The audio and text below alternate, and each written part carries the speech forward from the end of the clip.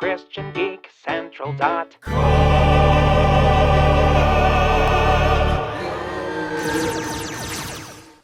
Well, our friends at SPECULATIVEFaith.com are sharing an article with us to give to you guys from Rebecca Luella Miller, who wrote the article Christian Speculative Fiction News of Note, and this was just published on April 25th, 2016.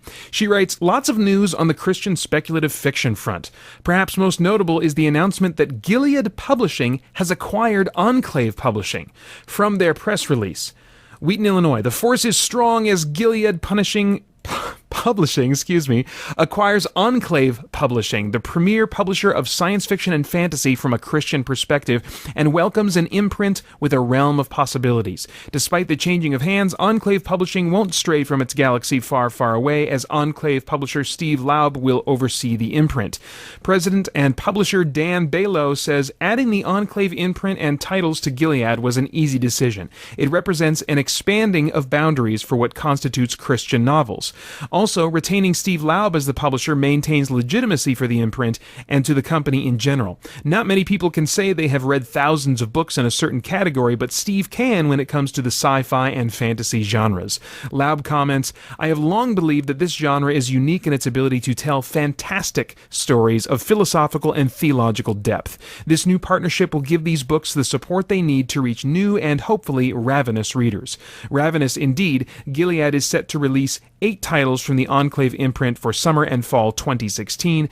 There is no dark side to this partnership. Boy, Gilead's press release is really trying to use that Star Wars language. Hey, we know what geeky stuff is. Here's our Star Wars references.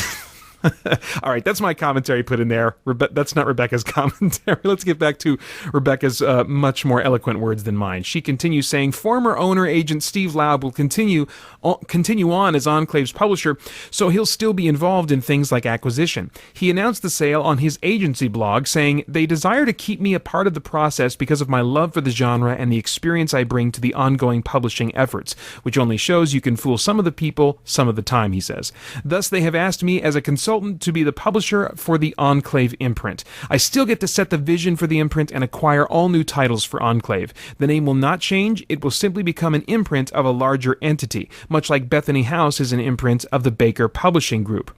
He goes on to add what this change will mean for the house and its future.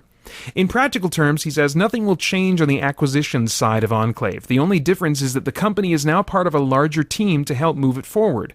We will still plan on 12 or more new Enclave titles per year, and now the production, sales, and marketing will be shared among people who have expertise in each area.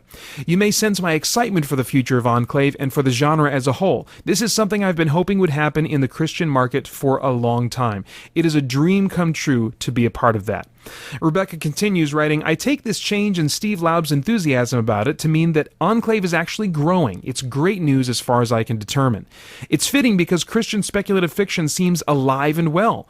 The Realm Makers Conference, to be held in Pennsylvania this year on July 28th through 30th, opened registration earlier this month. Once again, the line of faculty is impressive, starting out with keynote speaker Thomas Locke, the top-selling novelist also known as Davis Bunn.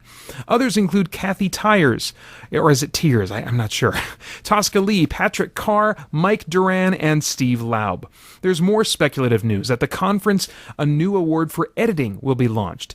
The Christian Editor Connection, founded by Kathy Ide, is partnering with Realm Makers to launch an award for editing. The first of its kind for editing in the speculative genre will be presented at Realm Makers. One more bit of good news. This past week, I was on the faculty of the Orange County Christian Writers Conference here in Southern California. So were other writers and editors in the speculative genre, such as Mary DeStefano, Mike Duran, Lindsay Franklin, Rachel Marks, and Ben Wolfe. Because there were a substantial number of us, as you might expect, a number of conferees with interest in speculative fiction attended.